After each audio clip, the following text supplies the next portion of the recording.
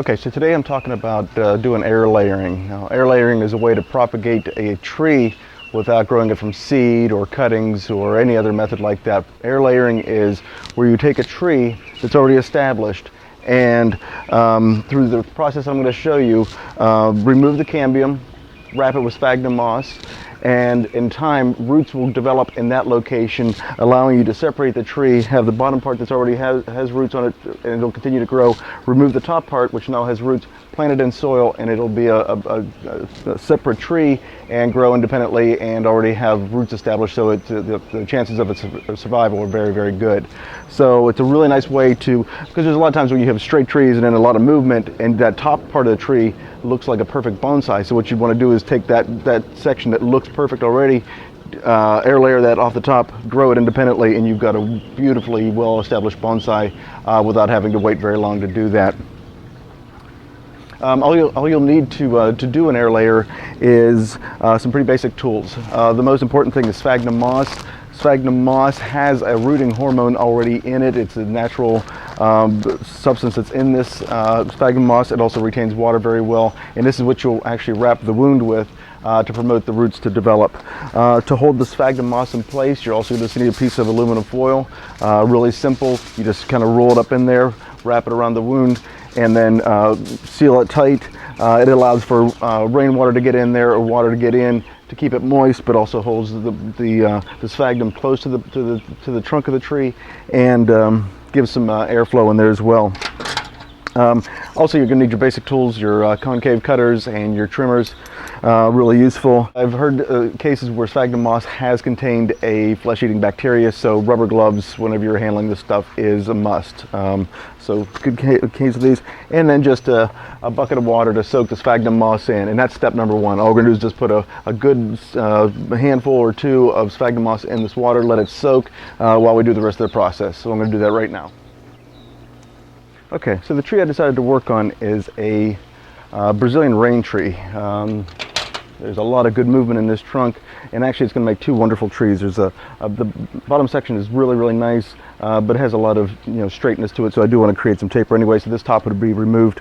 But however, the top of the tree is ideal for another bonsai, so separating these two is going to give me a lot of trees to work with, and it's going to look very, very nice. So the first thing I'm going to do is just take a sharp knife, and all you're going to do is just kind of go in, find the area that you want to do, and actually probably the first thing I want to do is clear off some of this growth just to give myself some room. One of the nasty things about Brazilian Raintrees is those exceptionally long spikes, and they will just tear you up. So I'm just going to clear some of this stuff out of the way so I can get in there without taking too much foliage off. In order to do this, all you're going to do is you're going to get in, and you're going to go into the cambium. The cambium is that green coating or the green covering of the tree, and you're just going to score it across deep enough to cut in just until you hit to the hardwood, and it's going to do a simple ring all the way around the trunk of the tree. Some trees are easier. This one, of course, has a flattened appearance to it. It's just the way that they grow, so it's a little bit of a challenge to get it cleaned out, but it just takes a little bit of time. You got to be careful, of course, playing with a sharp knife.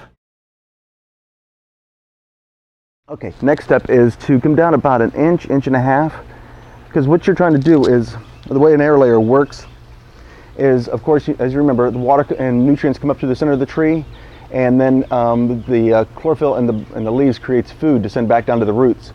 Well, by breaking the cambium, there's the food coming down to the roots is going to stop right here instead of going all the way down, because you're going to have that break in the cambium. So what happens is now roots will develop here based upon the chlorophyll food that's coming down from the top of the tree to create the roots right here. So that's what we're trying to do, is put a separation.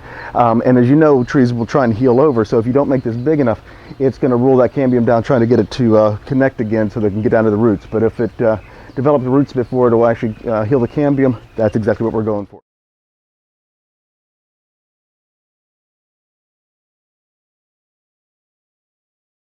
There are a lot of knives you can use. This is just, of course, a little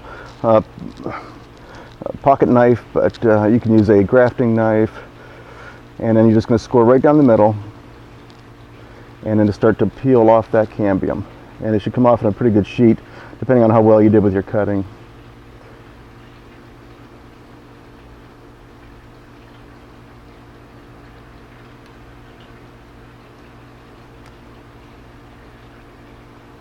And just work slowly. Take your time. And there you go. That's where you're going to go. There's the cambium. You can see the green layer. That's what we're taking it down. What you can see is this is exactly where I removed the cambium. That's about maybe 1.5 to 2 inches deep.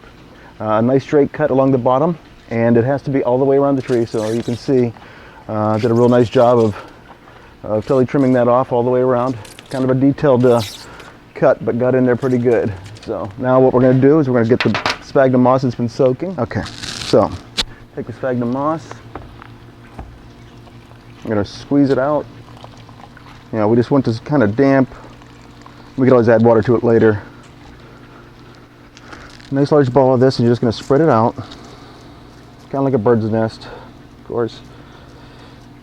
Don't want to get too much in there because it doesn't really add anything. And you just got to make sure that you got, you know, that the aluminum foil can hold it. So I'm going to get rid of some of this a little bit.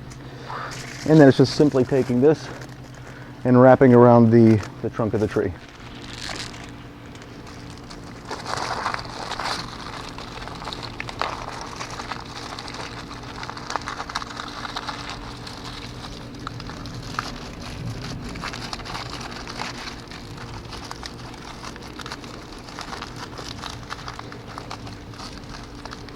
And get it in there kind of snug. Just going to make sure it's wrapped all the way around.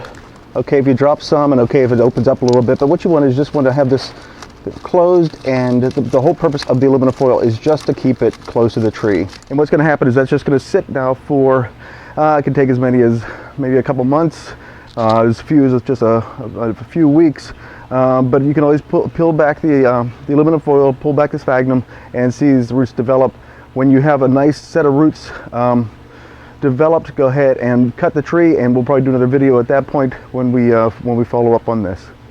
But in the meantime, good luck, and nice way for you to propagate your collection and gain extra trees for doing bonsai.